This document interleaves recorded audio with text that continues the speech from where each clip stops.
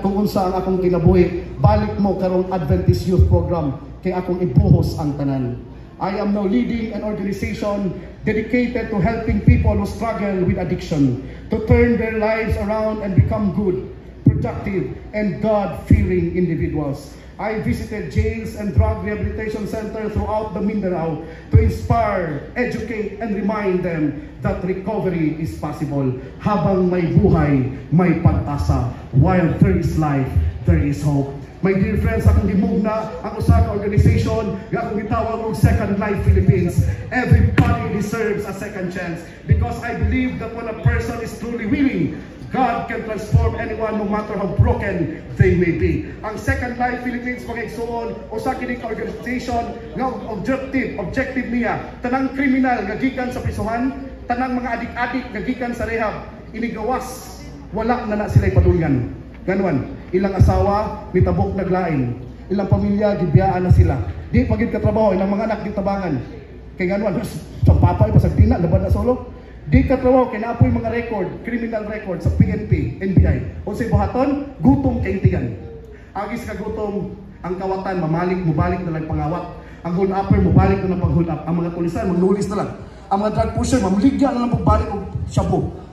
Ganuan, because they don't have a support system outside sa diri sa katuang gawas. No? So mo na ang Second Life Philippines, ako na siyang gi-organize. So praise God, praise the Lord. Naanay 16 kabuok members sa Second Life Philippines nga dili na mo inom og tuba, di na mo inom og Red Doors og tanang binong makaubog, di na pud mo suyop og shabu, di na mangawat, di na mo patay. Member mo nako basta kanang naalang. Kay unsa may requirement? Only one requirement, the willingness to change.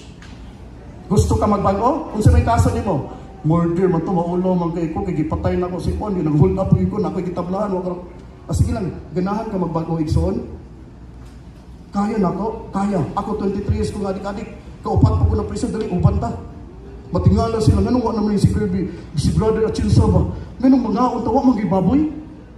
Ganun mag-ampo si Brother Achinsa, makapuwa, magikurus-kurus?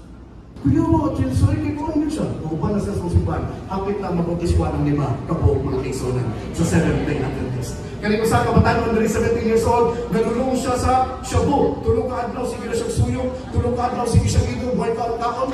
Pagsulog niya siyang balay ng gawon, ihigda yung anti. Paghigda sa yung anti, mga isoon, ang bulong siyang paminaw.